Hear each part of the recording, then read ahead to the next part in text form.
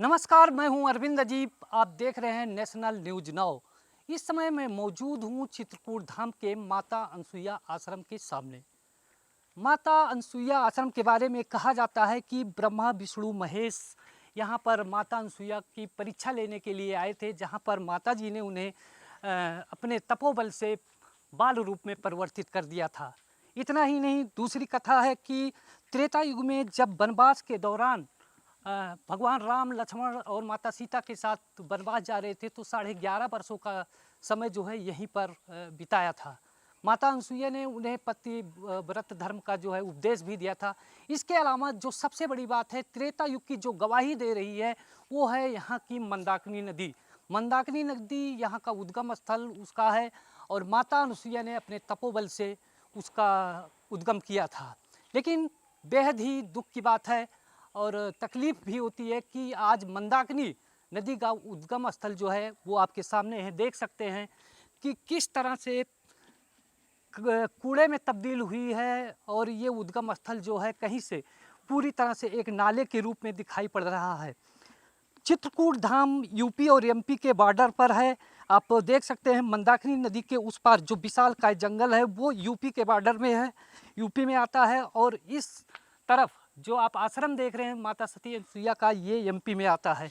इसे सरकारों की लचर व्यवस्था कहें या आपसी सीमा विवाद या जो कुछ भी कहा जाए तकनीकी रूप से, लेकिन ये दुखद है कि आज माता मंदाकिनी या मंदाकिनी गंगा का वो उद्गम स्थल अपने हालात पे रो रहा है।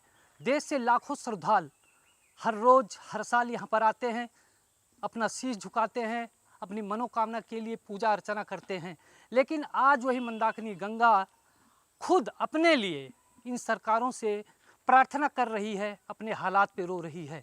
आप एक बार फिर से मैं कहूँगा दिखाने के लिए कि आप दिखाएं कि किस तरह से इसके जो छोर हैं वो टूटे हुए हैं, जो यहाँ पे उसके किनारे होते हैं वो एकदम से बिखर गए हैं। इतना ही नहीं, जो यहाँ का स्रोत है, पानी का स्रोत है, उसमें से कई स्रोत ऐसे हैं जो धाराएं हैं, कहा जाता है कि सहस्त्र धाराएं ऐसी हैं जहाँ से मंदाकिनी गंगा का उद्गम हुआ है और वहाँ से अनवरत त्रेता युग से लेकर के आज तक पानी निकलता रहा है।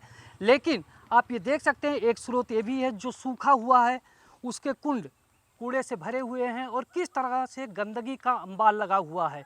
मंदाकिनी गंगा का उद्गम स्थल जो सोच करके भक्तगण यहाँ पर आते हैं कि माता मंदाकिनी का दर्शन करेंगे, वहाँ उनके उद्गम स्थल पे जा कर के स्नान करेंगे, लेकिन उन्हें बेहद निराशा महसूस होती है कि वो मंदाकिनी गंगा जिसमें हम आचमन करते हैं, श्रद्धा से शीश झुकाते हैं, आज वो अपने ही हालात पर रो रही है। हमारा मकसद किसी भी धर्म, किसी की आस्था, किसी के विश्वास पर सवाल उठाना नहीं, लेकिन हमारा सवाल ज़रूर है कि हमारी जो सांस्कृतिक विरासत है, हमारी नदियों का जो उद्गम स्थल है, जो जीवन दायिनी है, जो त्रेता युग से आज कलयुग तक, त्रेता युग सारे युगों की गवाही दे रही हैं, आज उनकी दुर्दशा के लिए कौन जिम्मेदार है। अगर मैदानी इलाका होता तो कहा जाता कि कल कारखानों और शहरों का पानी जो है वो नदियों को प्रदूषित कर रहा है, लेकिन मंदाकिनी के उद्गम स्थल को कौन प्रदूषित कर रहा है, तो जाहिर सी बात है एक सवाल उठता है कि कहीं ना कहीं से ये हमारे सरकारों की लचर व्यवस्था और उदासीनता है। माता सती अनसुईया के पास उद्गम स्थल जो मंदाकिनी गंगा का उद्गम स्थल है, वहाँ के बारे में मैंने आपको दिखाया और बताया। अब दिखाता हूँ मैं आपको तस्वीर नंबर 2। आप ये देख सकते हैं कि उस आश्रम से महज 100 से 150 के मीटर की दूरी पर एक डैम बनाया गया है। डैम बनाने के बाद जो है आप ये देख सकते हैं कि किस तरह से पानी बह रहा है, लेकिन जो तस्वीर में दिखाना चाहता हूं कि डैम के ठीक बगल में जो है वो कूड़े कचरे का पूरा ढेर लगा हुआ है और आगे जाकर के पानी में एक ठहराव सा है जहां पर तमाम तरह की गंदगी देखने को मिल रही है। लेकिन ये बेहद ही दुखद है और कष्टदायक है कि त्रेता युग की गवाही दे रहे, चाहे वो मंदाकिनी नदी हो या फिर मदरांचल पर्वत हो, जो आज कलयुग में भी उस काल की गाथा को गा रहे हैं, उनकी गाथा कहीं ना कहीं से पूरी तरह से धूमिल होती नज़र आ रही है। वजह साफ है कि ना तो मदरांचल के तलहटी में जो ये आबादी बसी हुई है, जो उद्गम स्थल है जहाँ पर मंदाकिनी नदी बह रही है, जो एक बहुत बड़े भूभाग को कवर करती है, इस पर तमाम लोगों की जीवन जो है वो निर्भर है, उन्हें पीने का पानी मुहैया होता है, सिंचाई का पानी जो है मुहैया होता है। लेकिन बड़े दुर्भाग्य की बात है, मैदानी इलाकों में नदियों का प्रदूषित होना तो आम बात कहा जा सकता है, लेकिन मंदाकिनी अपने उद्गम स्थल पर ही इस तरह से प्रदूषित और दूषित दिखाई पड़ रही हैं। ये तस्वीर आप देख सकते हैं कि किस तरह से जो उसके किनारे हैं, मंदाकिनी नदी के उद्गम स्थल के जो किनारे हैं, किस तरह से यहाँ पर गंदगी का अंबार है। जो स्रोत हैं, उद्गम स्थल के जो पानी का स्रोत जहाँ से निकल करके आता है, वहाँ पर किस तरह से गंदगी फैली हुई है।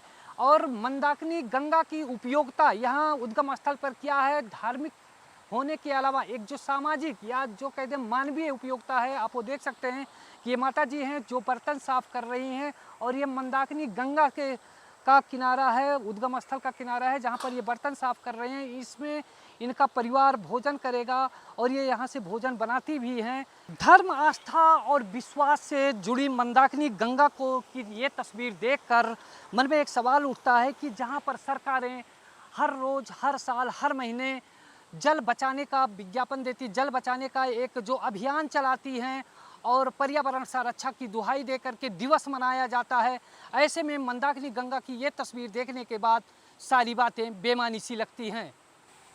ऋषियों मुनियों का देश कहा जाने वाला भारत, जहाँ पर नदियों को देवी का दर्जा दिया जाता है, ऐसे में मंदाकिनी गंगा की महत्ता किसी से छिपी नहीं है। मंदाकिनी गंगा वो नदी है जो त्रेता युग में माता सती अनसुईया के तपोबल से चित्रकूट में उत्पन्न हुई थी। लेकिन आज मंदाकिनी गंगा की जो तस्वीर है, जो उद्गम स्थल की जो तस्वीर है, वो कहीं ना कहीं से मन विचलित करने वाला और कष्टकारी, पीड़ादायक है। हम जानना चाहेंगे कि हमारे साथ में कुछ लोग हैं जो यहाँ के स्थानीय निवासी हैं और इस उद्गम स्थल के बारे में क्या कहते हैं। जी, क्या नाम है आपका? मेरा नाम ओमराज तिवारी है। मैं पत्रकारिता का स्टूडेंट हूँ, ग्रामोदय विश्वविद्यालय में पढ़ता हूँ। जो सती अनसुईया आश्रम है यहाँ पे, उसके बारे में कहने की कोई ज़रूरत नहीं, आवश्यकता नहीं है। लेकिन जहाँ एक तरफ सरकार जल संरक्षण की बात करती है, नदियों को बचाने की बात करती है, ऐसे में उद्गम स्थल की क्या स्थिति है और आप क्या कहना चाहेंगे? जैसा कि आप देख रहे हैं कि यहाँ आने वाले श्रद्धालुओं के लिए ना तो डस्टबिन की उचित व्यवस्था है यहाँ, ना किसी प्रकार की शौचालय की यहाँ व्यवस्था है। लाखों की तादाद पर यहाँ यात्री प्रत्येक अमावस्या को आता है। अमावस्या में यहाँ बहुत भीड़ लगती है। भीड़ लगने के बाद लोग यहाँ माता सती अनसुईया के दर्शन के लिए आते हैं। यहाँ माता सती अनसुईया का आश्रम है और जीवनदायिनी माँ मंदाकिनी है। माँ मंदाकिनी की आज स्थिति बड़ी दयनीय हो गई है। यहाँ आने वाले श्रद्धालुओं का कचरा फेंकना, पॉलीथीन वगैरह फेंकना और यहाँ शौचालय का ना होना, गंदगी भरपूर इस नदी में फैलती जा रही है। बिल्कुल, जिस तरह की तस्वीर देखने को मिल रही है मंदाकिनी गंगा की, कहीं ना कहीं से वो कष्टकारी है। दादाजी, आप बताइए, आप कहाँ से स्नान करके आ रहे हैं? हम यही मंदाकिनी पे नहाए हैं।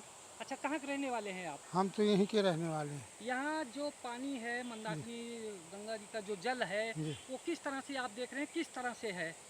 जल तो बढ़िया है, पर यहाँ गंदगी है, पत्ती है, सब तमाम कचरा बहुत रहता है। इसी से यहाँ गंदगी रहती है। यहाँ के दुकानदार बहुत कचरा करते हैं। लोकल दुकानदार जो हैं वो बहुत कचरा करते हैं और वो टट्टी भी जाते हैं किनारे किनारे। यहाँ देखिए, जैसे गंदगी होना, कूड़ा होना, ये तो एक मानवीय स्वभाव कह सकते हैं, या जहाँ पे आबादी है इस तरह दिक्कतें होती हैं। लेकिन यहाँ का प्रशासन क्या कर रहा है? सरकार प्रशासन कुछ नहीं करता है। प्रशासन बिल्कुल जमादार लगे हैं एक आध दो, तो वही थोड़ा सा बेचारे झाड़ते रहते हैं और प्रशासन कुछ नहीं करता। यहाँ का साफ सफाई का कोई विशेष ध्यान नहीं देता। अच्छा, ये जो मंदाकिनी गंगा है, इनका जल जो है किस किस रूप में आप प्रयोग करते हैं? इसको हम पीते हैं, इसको पूजा में लाते हैं, सब तरह से लाते हैं। यही तो आधार है हम लोगों का। हाँ, इसी पानी को पीते हैं। झरने झर रहे हैं तमाम। जी, इसी पानी को पीते हाँ, हैं? इसी को तमाम झरने खुल रहे हैं, वहीं से लाते हैं। यहाँ से नहीं लेते, पर जहाँ से झरने निकालते हैं तत्काल वहीं से ले आते हैं। कहा जा रहा है कि तमाम झरने ऐसे हैं कि जो बंद हो चुके हैं, जो सहस्त्र धारा में से तमाम धाराएं हैं, क्या ऐसा कुछ वैसे है? हाँ, कुछ तो दब गए हैं, लेकिन अभी बहुत खुले हैं। थोड़ा बहुत बंद है। अच्छा, बंद हुए हैं? हाँ, थोड़ा बहुत है, जहाँ कंक्रीट वंक्रीट पड़ तो गए। सरकार पूरा बंद होने का इंतजार कर रही है क्या? अब पूरा सरकार जाने। सरकार अब जब बनाएगी तो बंद तो हो जाएंगी, जब आरसीसी एकदम पड़ जाएगी। कहने का मतलब सरकार भरोसे, राम भरोसे आप हैं। जब बनेगा तो बनेगा, नहीं तो देखा जाएगा। ठीक, आप बताइए कि आप तो यहाँ के रहने वाले भी हैं, जो इस तरह की गंदगी है, यहाँ के शासन प्रशासन की तरफ से कभी कोई उपाय किया गया? वास्तविकता ये है कि ये मध्य प्रदेश और उत्तर प्रदेश की सीमा पड़ती है। यहाँ दो राज्यों का बीच में ये ऐसा एक छोटा सा जोन आप मान लीजिए चित्रकूट है। यहाँ पार्किंग के नाम पर 24 लाख रुपए का ठेका नगर परिषद द्वारा दिया नहीं जाता नहीं, है। हम बात कर रहे हैं कि नदी के लिए, आप नदी के बारे जी जी, में मैं नदी बताइए। की ही बात कर रहा हूँ। पार्किंग का ठेका यहाँ 24 लाख रुपए का है और पार्किंग की कोई जगह नहीं है। यहाँ नगर प्रशासन द्वारा एक भी शौचालय निर्माण नहीं किया गया अभी तक।